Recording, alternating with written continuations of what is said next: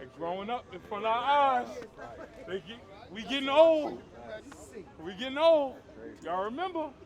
We just with her. She's a young lady now. I can't remember. Somebody stole my skateboard. That's what I'm riding on. What?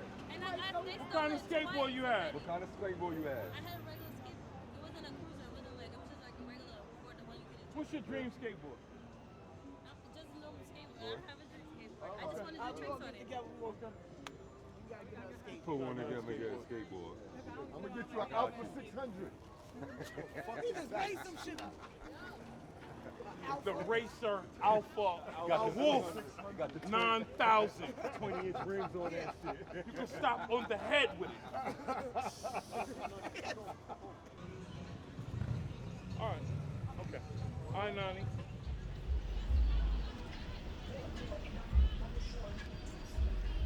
So at this time they was doing school dismissal. And what happened was they witnessed a child being jumped.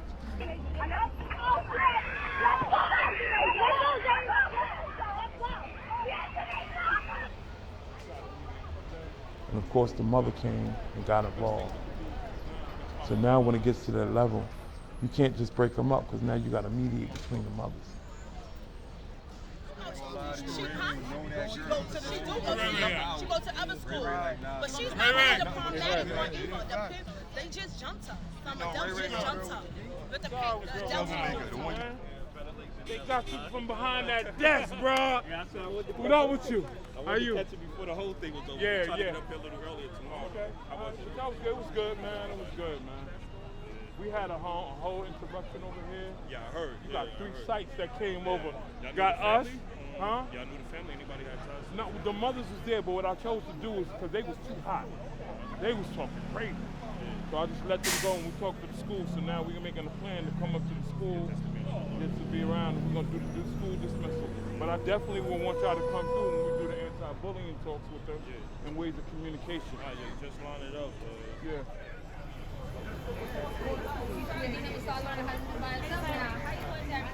So the situation here with the guy saying that he was going to shoot up the place to the lady, we came down the block and there's no one here, but the community did say that they were arguing and the guy did state that, but then he walked off. So there's no one here. I guess he must have went home along with the lady going her own way and we're clear over here. Okay, bye-bye. The Brownsville Safety Alliance is a week-long event that stretches 2 blocks in Brownsville where the police pull back in Brownsville In Violence Out, the Cure Violence site that's in the section. We police our own people. So that means all the 911 calls, all the 311 calls are diverted to us. We get them, we take care of the situation. The first 911 call was for Dunkin' Donuts. The dispatch goes to the sergeant, and the sergeant calls me. Yes, they have my number. Hey, I got a 911 call, blah, blah, blah, blah. All right, I got it. Went in there, guy was still in there. And, you know, yo, don't be causing no fucking problems in here, man. No, man, no, I swear. Now you soften up and now I could say, you know, you want something to eat? Yeah, man, that's all I really want. Why you ain't just say that? You making them call the police, tell them you ain't leaving, you gonna strip naked, or what are you doing? You gonna cause an issue in here. Come on, look, what you want? Even though he ordered 3-4 sandwiches, that took care of it.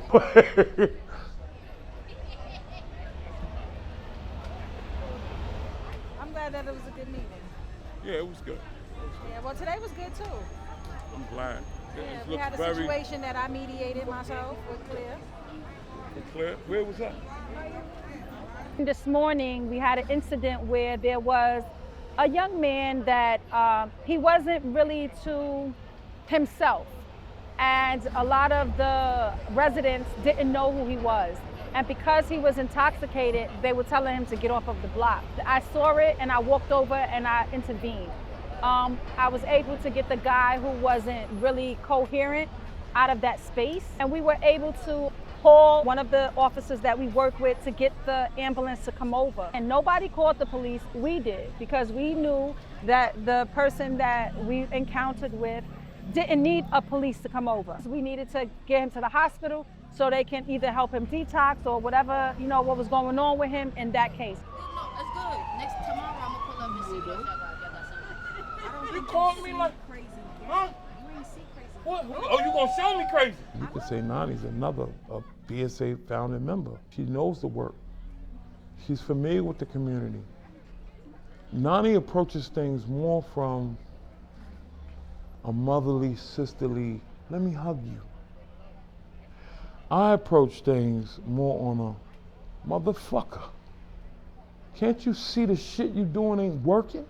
Get the fuck over here and let me help you.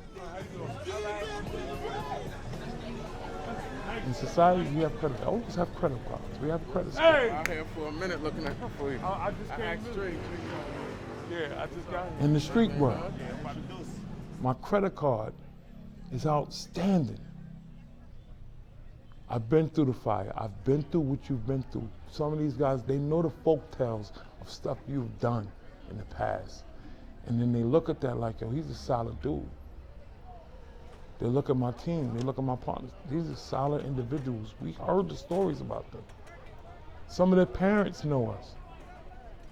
So now that carries on. Yo, he's creditable in the streets. My street cred is impeccable. Not a blemish on it.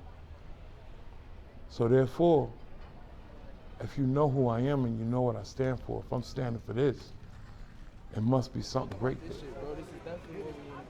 Who'da gotta get at me? I talked to him the other day. I'm about to, matter of fact, call him, tell him I'm over here. Yo, man, come on, man, stop playing with me. I'm around the corner, where you at?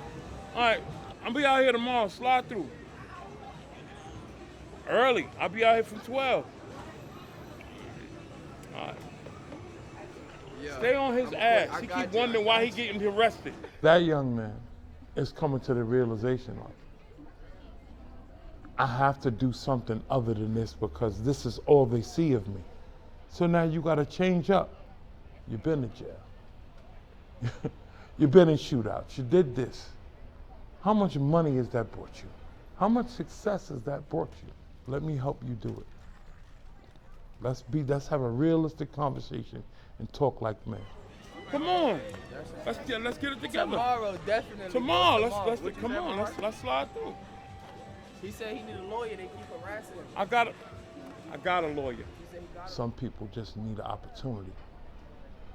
And this is where the Brownsville Safety Alliance combines that. You have resources from all sorts of places. Hi guys. So we're the Civilian Complaint Review Board. We independently investigate allegations of police misconduct. So if you ever experience or witness any of these, you can file complaints with us, right? All right, so this is Narcan. It's also known as naloxone. So this basically helps somebody that's dealing with a drug overdose. I did work with youth members that have been incarcerated, but we also have resources with other programs that do help with the same, that do the same thing we do without, having to be incarcerated. Like, we're not gonna just leave you out to dry. We're gonna be able to help you. Some way, somehow, somebody's in there gonna be able to talk to you. We checked in with him, gave him our information, and he had a nice conversation with him, and he's fine. And then checked in with Dana, was like, we don't need to do it. We got the whole bag too. Maybe you started the baby, but we rocking it. I see. Yeah, we rocking it. You started the baby, but we got it. My name is Jana Marie Jones. I'm the executive director at Help Roads. We are a community-based organization that works with gender-based violence survivors. We don't have a system built on a menu of items, right? Like, it's either you always call 911 and the cops are gonna show up, EMS is gonna show up.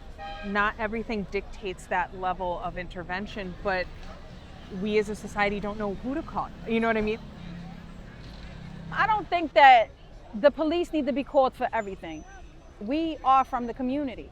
So we know a lot of the community residents.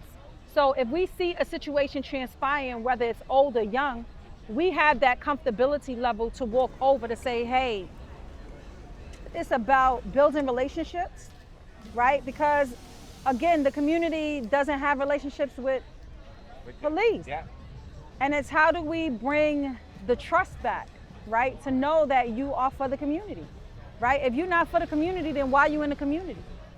Believe it or not, it was the brainchild of a police officer. Is host here? More. Yep. Is host with you?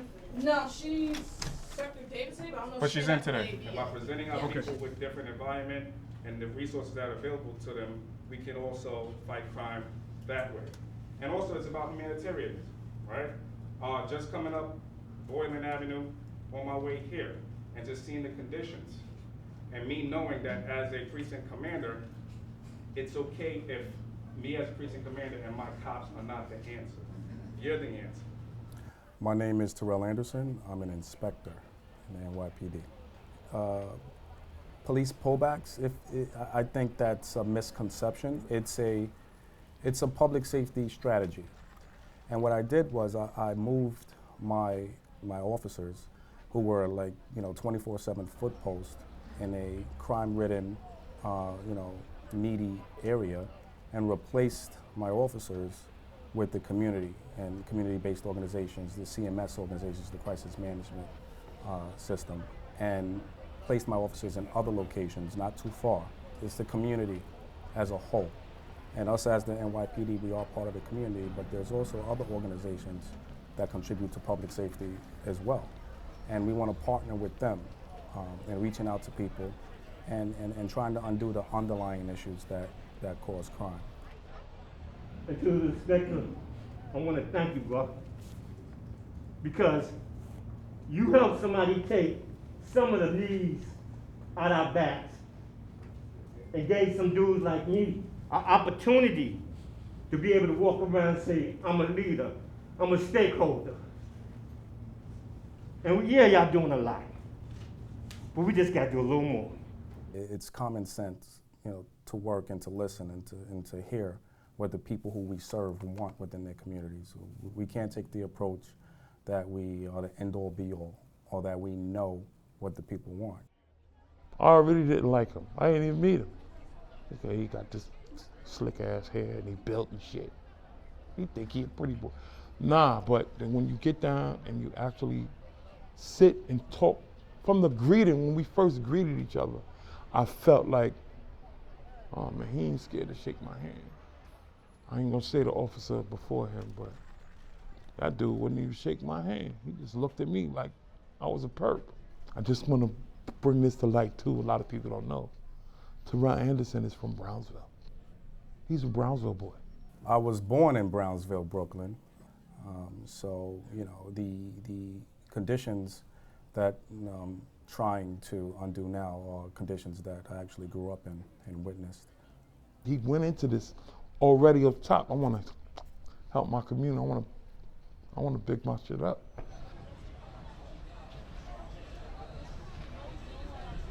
What I say is the 73rd precinct, legends have came out of this precinct. A lot of great work has been done by a lot of officers over the years. But why is Brownsville still so violent? Why is there still so much poverty? He came with the idea after a fatality that happened in Brownsville a few years ago. It was a mentally ill individual. He was having an episode within the nail salon. One thing led to another. They called the police. They wasn't aware of who it was and how to handle the situation. So it led to a fatality because there was violence involved. But had that been a situation where we were called, we knew how to talk to him. We knew how to talk him down to get him out of the way and deal with the business, and it would have been peaceful. I could sit here and take you through the formalities. Get the 911 call. It comes to us. We go over there. Somebody on the staff, I'll say Tiffany. Tiffany knows him. Come on, man, come. Would have pulled him out. You wrong. Would have been made aware. If not made aware, we still would have moved them away. And that would have been it. Now, on the reality, what happened was you called 911, and that officer who's sanctioned to go, you're supposed to go, you're a public servant, you're supposed to go and take care of the community. And mind you, like I just said, he want to go home. He doesn't know the area. He doesn't have a relationship with the person. They get to fighting. Next thing left for him to do is he pulled his weapon. You know, people used to say a couple years ago, right? They used to say, defund the police or get the police out of here. That's not going to happen.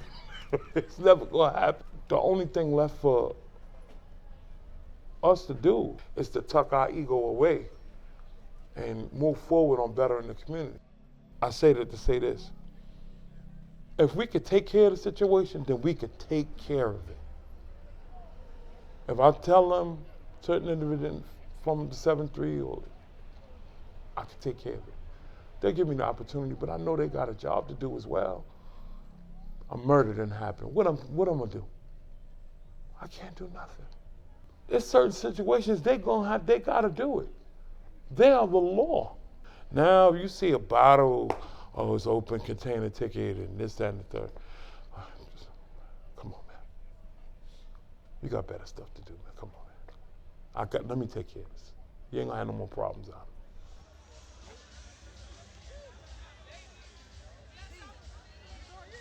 Brownsville. It's hard to love because you see so much stuff, and it's like, but I fell in love with the potential of what it can become. And that's to this day. I know this, how tight-knit it is, how close it is. I know that it can be more, it can get better. I know that the relationships and the partnerships can grow. And this is the hardest place for it to do it. And if it could be done here, it could be done anywhere.